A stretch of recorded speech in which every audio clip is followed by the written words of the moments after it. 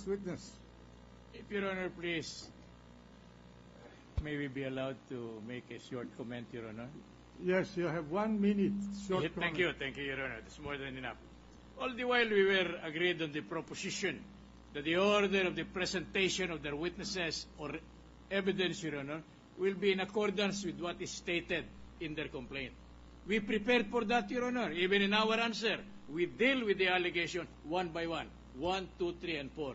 Now, they say they are not prepared to present their witnesses under number 1. What is there to prevent us, Your Honor, in stating for the record, very honestly and sincerely, that we are not prepared for number 2 because we were expecting that they will be dealing with number 1. Counsel, I'm sure that you have prepared your trial brief, and I'm sure you can handle the prosecution and meet their request by using your trial brief. Yes, Your Honor, but may we be allowed to state, Your Honor, the trial is a battle of legal minds, Your Honor, opportunities and so on. And for that reason, Your Honor, we want to manifest and confess on record that we are not ready insofar as the evidence for the number 2 article, for article number 2 is concerned. So that's why we come before this honorable court, if not in bended knees, but a plea that we be allowed, that the presentation of their evidence be centered or gravitate on the first article of impeachment. Are you objecting to the request of the prosecution to start with number 2? Definitely, Your Honor. With due permission and with due regard, and if we apologize for this manifestation, Your Honor, because as we have stated, when we were discussing this even with the panel of defense lawyers, Your Honor, we were dealing with Article 1 as the priority article that will be dealt with in the presentation of their evidence, Your Honor. Well, if Your Honor, please, insofar as the evidence to be presented this afternoon is concerned, we will just be presenting certified true copies of the titles to the property of the respondent, as well as the corresponding documents, such as the deed of absolute sale, which became the basis for such titles. As a matter of fact, inasmuch as they are true, certified true copies, I don't think, without being presumptuous, that the defense counsel would be having a cross-examination. We will just be proving that the respondent are the owners, that the respondents are the owners of the properties on the basis of the record of the Land Registration Authority. That would be all. I do not know what kind of evidence. Just a minute. I'm sorry, Your Honor, and I apologize. Just a minute. Are you presenting testimonial evidence to accompany the presentation of your documentary evidence? Well, we shall not be presenting any testimonial evidence. We shall be presenting certified true copies, and this is permitted under the rules of court, considering that the documents which we have to present happen to be public records. Who will testify on the signatures of the parties who are certifying on this document? Well, if it is a computer-generated, Your Honor. Computer-generated documents. And I think the defense counsel would agree that under the present procedure, insofar as titles are concerned and supporting documents, the computer-generated copies are the certified true copies.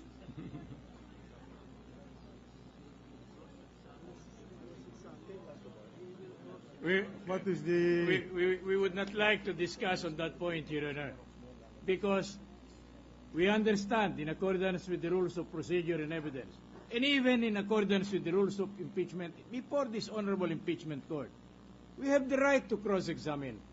So whoever witness they may want to present, whatever documents they may have in mind in presenting, Your Honor, we will never be deprived of the opportunity to cross-examine, because that will be violative of our right to due process, Your Honor. Let me understand the position of the gentleman from the prosecution side.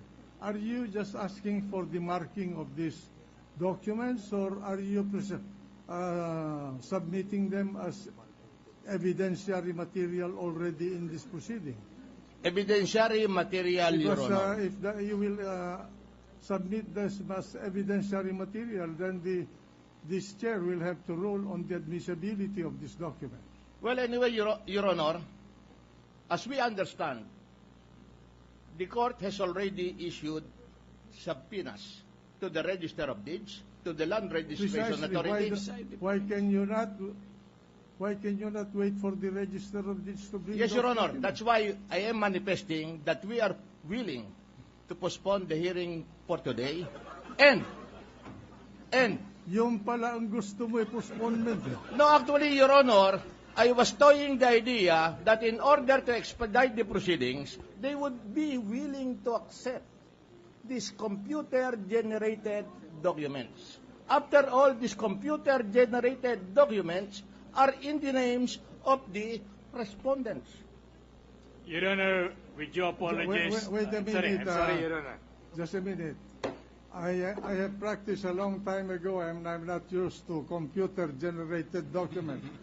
What I understand under the rules of evidence is that any document presented in a courtroom must be authenticated. This is no longer... And the basis for the presentation must be laid. In other words, the predicate must be laid first. Correct? Actually, Your Honor, during the time that I was also practicing, that was the procedure. But now, insofar as the LRA records are concerned, we have the computer-generated documents which are in the security paper of the Land Registration Authority with a barcode. Well, anyway, at any rate, in order to cut short this discussion, we will come to that time when we will either rule the admissibility or non-admissibility of your documents. And I warn you that unless the chair is satisfied that these documents are authentic, and unless you present the custodian of this document and testify on the presence of these documents in the computer, then the ruling of the chair might be adverse. Yes, Your Honor. Thank you very much for that ruling. Not ruling, but a warning. Yes, Your Honor. The ruling that we have the obligation to properly identify under the rules of evidence at the proper time. But what is your pleasure now? We shall start with... You want to proceed or you want to postpone? We'll just have it postponed, Your Honor, to avoid further arguments, and in order to afford the defense counsel the opportunity to prepare for tomorrow's hearing. The gentleman from Aurora. Yes, Mr. President. I thought we want to go back to the previous question. I thought the arrangement being suggested by Senator Arroyo, that since the prosecution is going to redo and reschedule the presentation, we will have today, at least we'll hear from them, the sequence of presentation to assist all parties, the defense as well as us, so that our staff can study the sequence of presentation. But now we're back again to debating whether we begin with Article 2. And now we are confronted with the fact that we are not prepared even to listen to Article 2.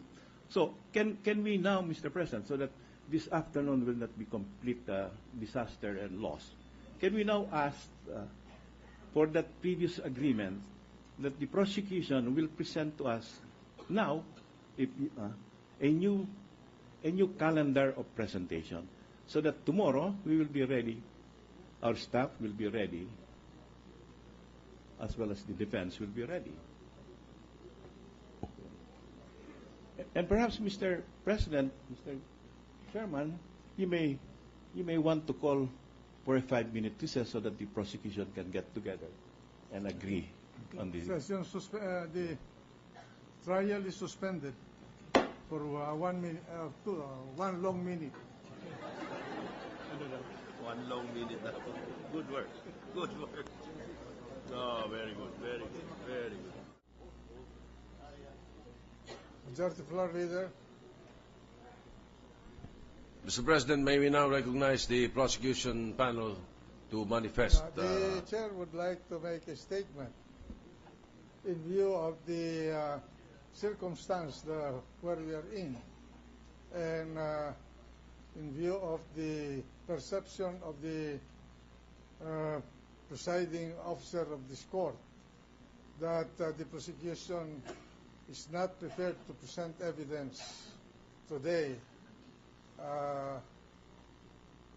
the court motu proprio postpones the trial until tomorrow afternoon at 2 o'clock. So ordered.